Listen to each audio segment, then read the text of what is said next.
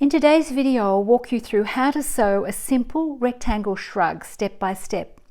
From downloading and printing the pattern to cutting fabric and sewing it all together, this is the perfect project for beginners. If you're ready to practice straight stitching and build confidence, you're in the right place.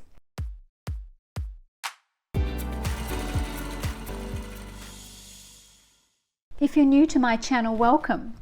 Over my 30+ year career in the rag trade, I've taught hundreds of students how to sew, and I look forward to helping you on your sewing journey. To begin, let's talk about the type of fabric you'll need. Any medium weight woven non-stretch fabric with a floppy feel and a width of at least 135 centimeters or 53 inches wide will work.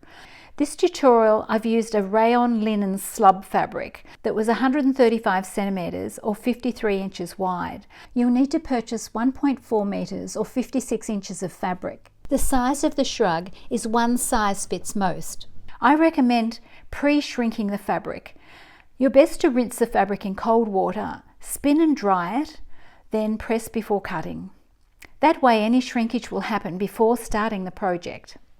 To print the pattern in A4, first of all open the pattern in Adobe Acrobat, which is a free downloadable program, and then select File Print. And your window may look different depending on your software. I recommend doing a test page first, so if you click Pages and then just click on one, because one has a test square that you can measure to make sure the sizing's correct. Then in the page sizing and handling, I choose size and then select actual size. Don't select fit because that will shrink it. So you need actual size or 100%, whatever your software is coming up with. And then I've found that I need to select auto for orientation, not portrait or landscape. If I choose portrait, it realigns this on the page and you can't see the rectangle around the outside, so I need auto. And then select print. And once you've printed that page, do a check of the sizing of that square to make sure the sizing is correct.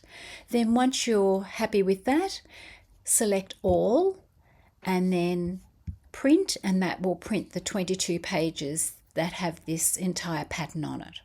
Once printed, trim the right hand edge of each page back to the grey line as well as the bottom edge.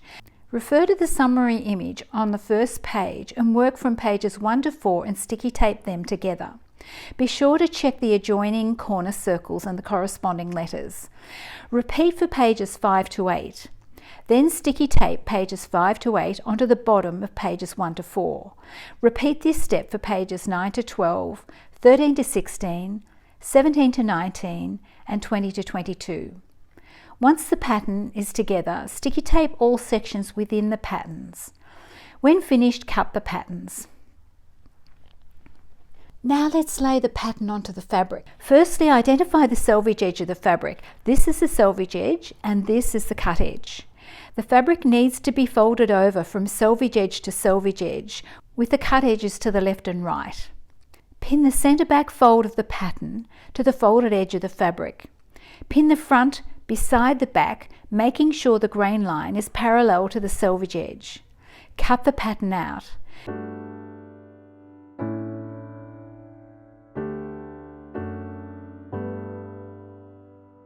Snip into the hem notch. Only snip into the fabric about 2 millimeters or 1/16 of an inch. Then remove the pattern from the cut pieces.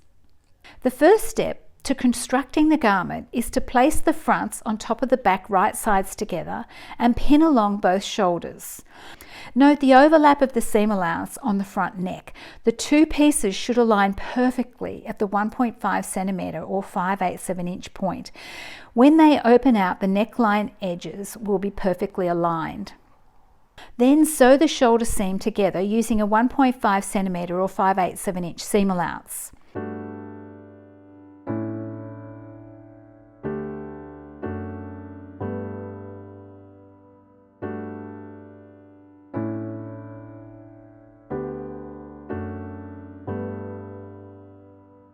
If you don't have an overlocker, you can zigzag the seams to neaten them. If you do have an overlocker, set the machine to 3 thread by cutting the right hand needle thread at the tension and removing the right hand needle.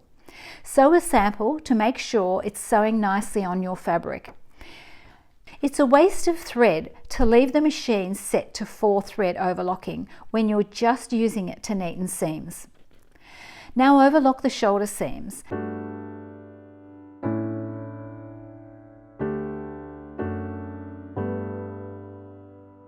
Then give them a good press, pressing the seams to the back. The next step is to double roll the front edges and neckline. This is folded 0.75 then 0.75 or 5/16 of an inch then 5/16 of an inch. Pin the whole hem in place. Due to the curve of the neckline, it's easier to fold and sew if you fold a smaller amount. This won't affect the fit of the garment.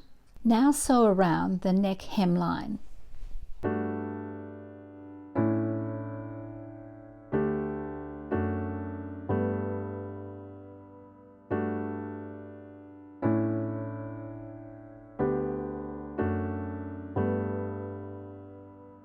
Then press the front edges and neckline hem to ensure it's sitting nicely. Now pin the bottom edges together, matching the front hemline just sewn to the notches that were snipped earlier.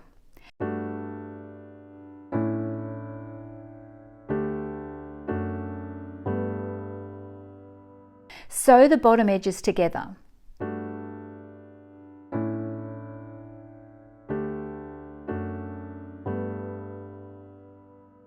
Overlock or zigzag across the bottom edges and back hemline.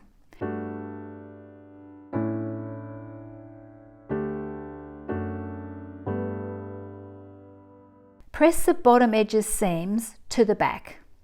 Double roll and press the bottom hem. This is folded 0.75 centimeters then 0.75 centimeters or 5/16 of an inch then 5/16 of an inch. The seam allowance will fold over like this in the corners. Pin the hem in place. Sew across the back hem starting with a right angle corner, pivoting, sewing across the hem, pivoting again and finishing with another right angle corner.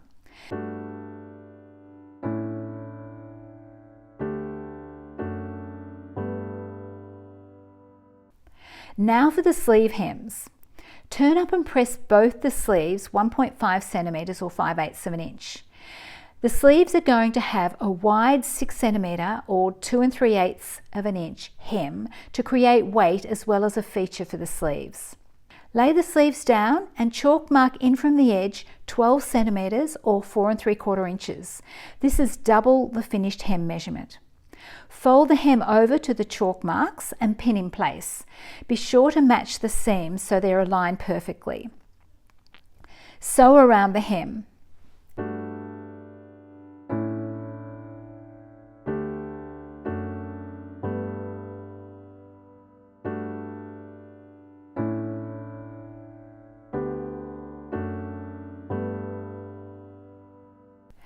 Give the garment a final press and trim any threads.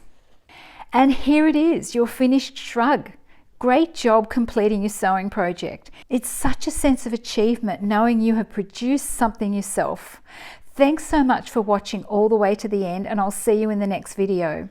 Don't forget to like, subscribe and share your shrug in the comments or tag me. I'd love to see it.